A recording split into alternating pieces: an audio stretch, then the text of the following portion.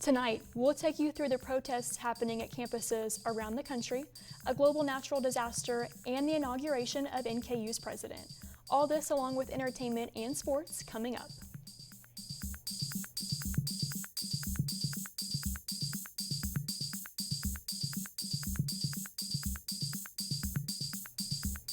Welcome to this week's Norse World Report. I'm Emily Sisk. Thanks for joining us. Following up on a story from last week, pro-Palestine protests have continued at major universities across the country, including Columbia University in New York. Authorities moved in on protesters at Columbia Tuesday night. The action came after the New York City Police Department received a letter from the school asking officers to clear out demonstrators from a campus encampment. The university, in a statement, said its decision was made to, quote, restore safety and order to our community. Officers in riot gear entered a Columbia academic building as protesters booed. The school said it believed a group of protesters who entered the building were not affiliated with the university. As of late Tuesday night, there were arrests of dozens of protesters who were loaded onto buses. Columbia University's president is asking the NYPD to keep a presence on the campus through at least May 17th. In California, students at UCLA have been protesting in support of Palestine for about a week. On Wednesday, violence erupted with counter-protesters spraying chemicals and throwing firecrackers in the encampment. Since then, police have surrounded the demonstration and ordered protesters to leave, but they refuse. These students are here peacefully and are just asking for the right to express their ideas on campus, which really is what an academic community should be all about. We want to send the message to UCLA administration, to the regents of the University of California, that students simply have the right to protest peacefully and to talk about their ideas, and so we're all expecting to be arrested. Authorities say the protest has been illegal all along, but the university has stayed quiet to avoid a flashpoint. President Joe Biden is in the battleground state of North Carolina Thursday. While there, Biden will unveil $3 billion for lead pipe replacements across the country. The Environmental Protection Agency says it will invest the money annually through 2026. The effort is being paid for by the bipartisan infrastructure law. It is expected to impact 1.7 million lead pipes and help improve public health and clean drinking water. Meanwhile, Biden's trip to North Carolina also comes as his campaign launches a push to highlight abortion. Campaign officials believe the issue could help them pick up the state, which has an abortion measure on the ballot this November. North Carolina went to Donald Trump in the past two presidential elections. The death toll from flooding across Kenya is approaching 200. Officials say at least 188 people have died from catastrophic flooding. 50 of the victims were pulled from the site of a mudslide. Local authorities in Kenya have ordered some tourist facilities closed in the Masai Mara National Reserve after swollen rivers left many stranded. The Kenya Red Cross said it had rescued more than 90 people to safety. And in Middle Tennessee, a teenage pizza delivery driver is lucky to be alive after he was shot at multiple times while on the job. The incident happened after he parked in the wrong driveway. Hannah McDonald has more from the teen on his near-fatal night. You can hear it in his voice. 18-year-old Caden Wheeler is still processing what happened to him on Monday night. So I was literally about to get killed right there. So, it's attempted murder, in my opinion. The Domino's worker, on his first and only delivery of the night, was shot at on North Pool Street in Ashland City. On the quiet residential street, most of the houses are only a few feet from each other. Wheeler was shot at after parking in the wrong driveway. I understand keeping your firearm, trying to be protected and protect your family, but that was a little, I don't think you should automatically just shoot at somebody because they pulled in, I don't think that's right. Wheeler accidentally parked at 114B North Pool Street instead of 118. They are directly next door to each other. After he dropped the pizza at the correct house and got back in his truck, police say suspect Ryan Babcock used a handgun to shoot the driver's side below the gas tank, the wheel on the driver's side, and right above the driver's side window. He told police he thought someone was breaking into his car, so he went outside and started shooting. Wheeler's car wasn't marked, but he was in a Domino's uniform and had a pizza delivery bag. I do believe there is, if you do have reasonable cause, sometimes you gotta do what you gotta do, but in certain cases like that, I don't think that was a reasonable cause, and therefore I don't agree with it. Wheeler and his family think the charge should be attempted homicide rather than aggravated assault. And now we'll take it to Cole to hear what's coming up in entertainment. Thank you, Emily. Tonight, I will give you the details on a new member of the Hollywood Walk of Fame, the locating of a famous missing spaceship, and a look into a new group at NKU supporting students struggling with body image when we come back. Foster care, I never knew when I would have to move, so I always had my suitcase ready to go. Then one day, I was adopted. My new parents opened their hearts and home to me. My parents cook my favorite breakfast for me every morning. My parents take me on trips I never thought I would go on. They gave me a home and an even better reason to use that suitcase. My parents aren't perfect, but they're perfect for me. I'm Jenny Garth, and as a mother of 3, I know kids worry about a lot of things. Getting enough food to eat shouldn't be one of them. But here in America, that is a real worry for 1 in 5 children. This is unacceptable, and something Feeding America is working to solve. Through a nationwide network of food banks, Feeding America serves virtually every community in the United States, including yours. See how you can help your community. Visit feedingamerica.org. Together, we can solve hunger. Together, we're feeding America. Dad? Just 1 minute, okay? Hey, Bobo, do trees tell each other stories? I'm sorry. I'm afraid I don't know that.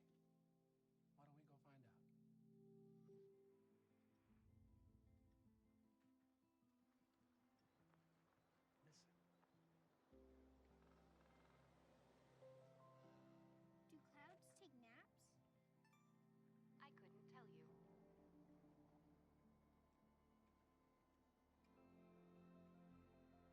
Can birds draw pictures?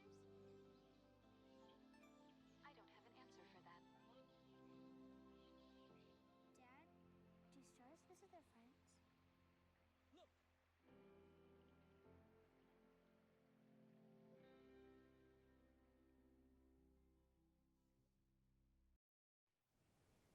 Welcome to this week's Norse Media Entertainment Report. I'm Cole.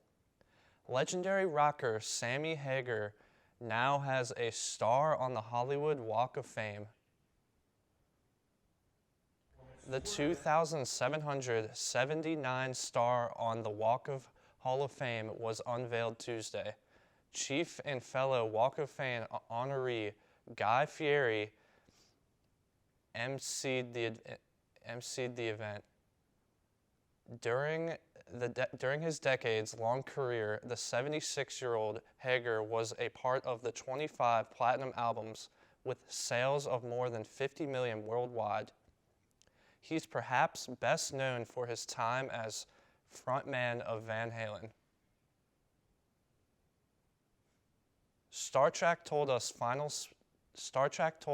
space was the final frontier, but the final destination of the show's original Starship Enterprise model was unknown for decades after the miniature that made the whole show possible mysteriously went missing.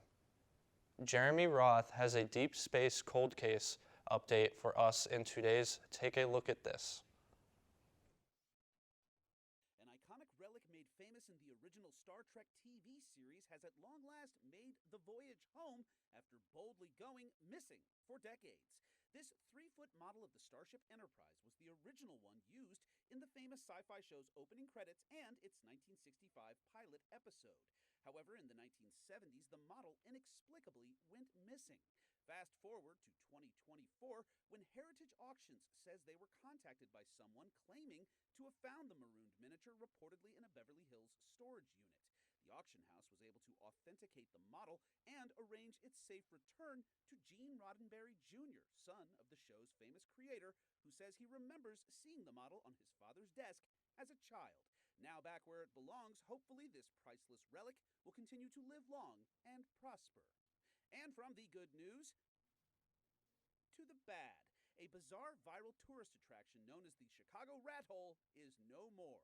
This quiet Chi-Town sidewalk became a hot spot to trot after a rat seemingly met wet cement and made quite an impression, literally giving the city rat splat fever and a new viral claim to fame. But recently the city reportedly removed the infamous section of concrete, possibly as part of a greater sidewalk replacement initiative.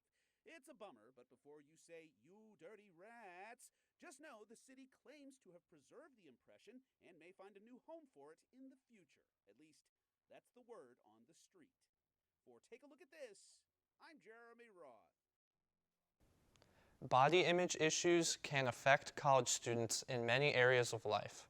Theater students especially say they feel pressured to look a certain way in order to be cast for different roles.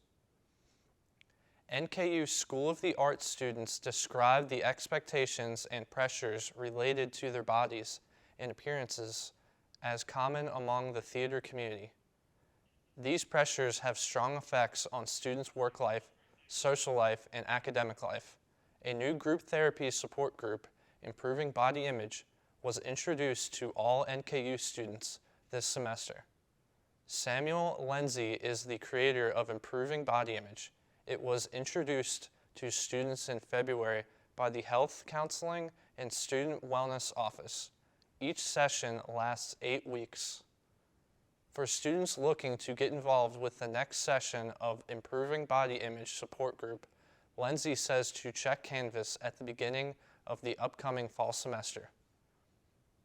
That's it for what is happening in entertainment this week. Let's take it back to Emily with the news. Thank you, Cole. On NKU's campus, President Katie Short-Thompson was officially installed last Friday. The Northern reported on this event. Short-Thompson is the university's 7th president and first female leader. She previously served as a professor, department chair, and program director at NKU. At Friday's inauguration, Short-Thompson shared more about her vision for the university and her goals. These include increasing enrollment, balancing the budget, improving the culture for employees and students, and more. NKU's Board of Regents Secretary Kara Williams was one speaker at the inauguration, who said NKU's enrollment for the fall is already up 30%.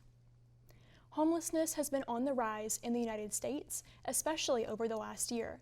For the entire country, homelessness rose over 12% in 2023. In Ohio, the rate rose 6%. Mayors from across the country met in Washington this week to discuss White House policies on the issue. This included Toledo, Ohio Mayor Wade Kapsukowicz.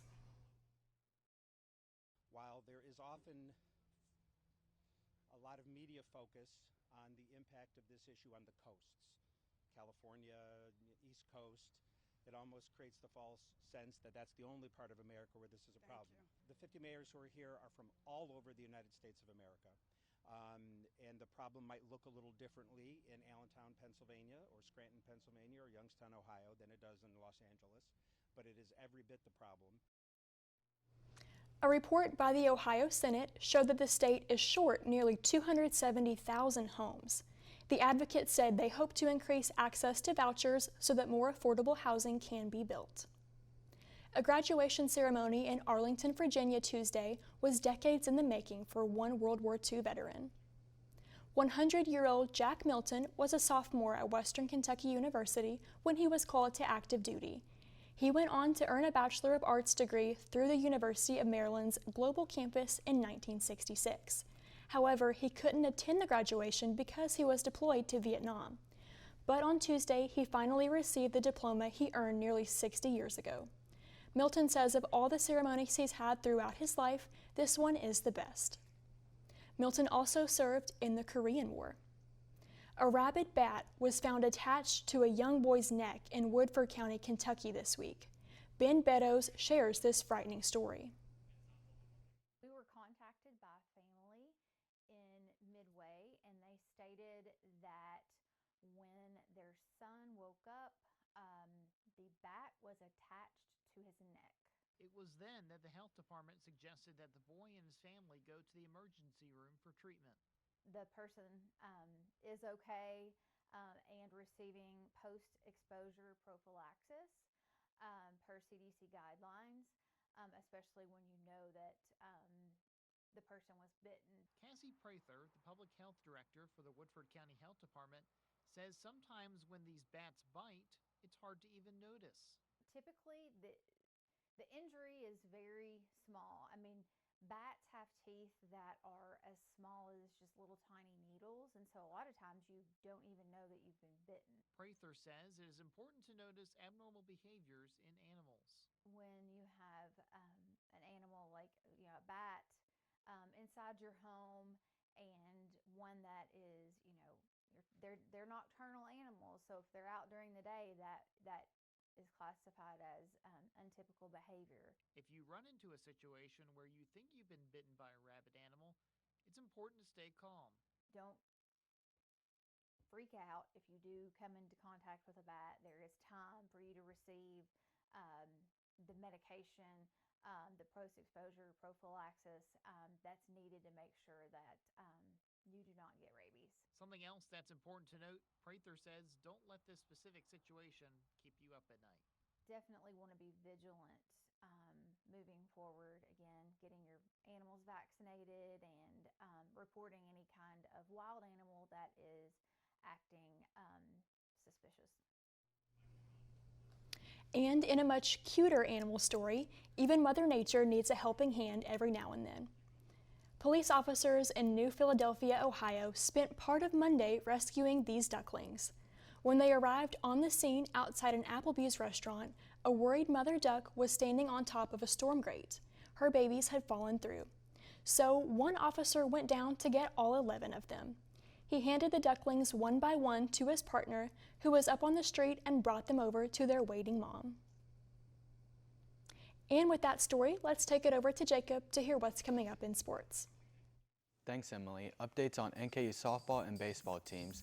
WNBA basketball player retires after 16 seasons, and Jason Kelsey's new gig. These topics and more coming in next on the NKU Sports Break.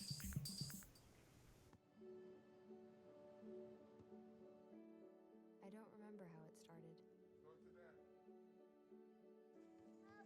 Our back and forth. It always came back. You probably don't remember what you told me. That was perfect. But I heard every word.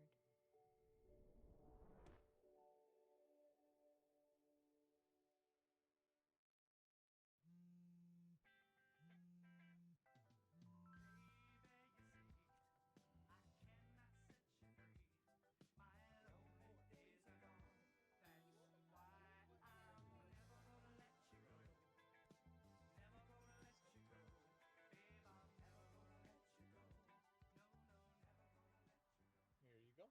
Thank you. Thank you.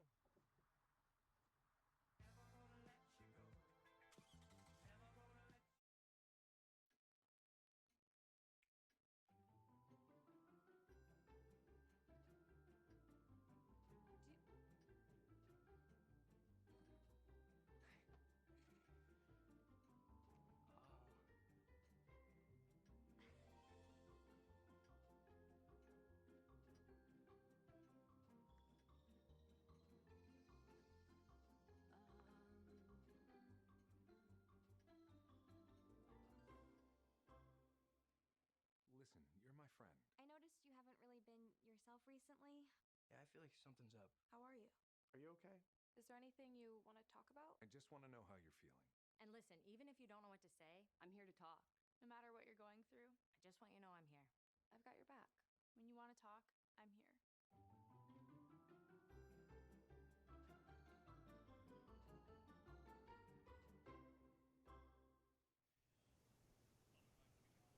Welcome to the NKU Sports Break. I'm your host, Jacob Staley. The NKU baseball team lost their last game to Louisville on Tuesday, losing 11-7. Their next game is against Youngstown State on Friday at 2. NKU beat them 3 times earlier in the season. They moved to 25-19 on the season. NKU softball team played a doubleheader last Saturday against Detroit Mercy. They won their first game 7-1, but lost their second game 5-4. Their next game is another doubleheader against Cleveland State Friday at 1 and at 3. They moved to 21-18 on the season. Three-time WNBA champion Candace Parker is retiring.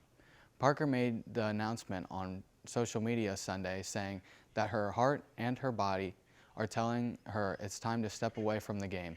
Parker was the #1 overall pick in the 2008 WNBA draft. She played 16 seasons in the WNBA with the Los Angeles Sparks, Chicago Sky, and the Las Vegas Aces. Parker was the first woman to dunk in the NCAA tournament game when she played college basketball at Tennessee. The 38-year-old is also a 2-time Olympic gold medalist and 7-time WNBA All-Star. Jason Kelce will reportedly grace our TV screens this fall, but not on the football field. The Athletic is reporting the former Philadelphia Eagles center will be featured on ESPN's Monday Night Countdown. ESPN has not commented on the hiring. Kelce retired from the NFL this season after 13 years. Even with this new gig, the 36-year-old is still planning on to continue his New Heights podcast with his brother Travis. That'll do it for this week's edition of the NKU Sports Break. Thank you for tuning in. Now back to Emily with the news. Thank you, Jacob. Drug maker Novo Nordisk said it's been increasing supply of its sought-after weight loss drug, Wegovy.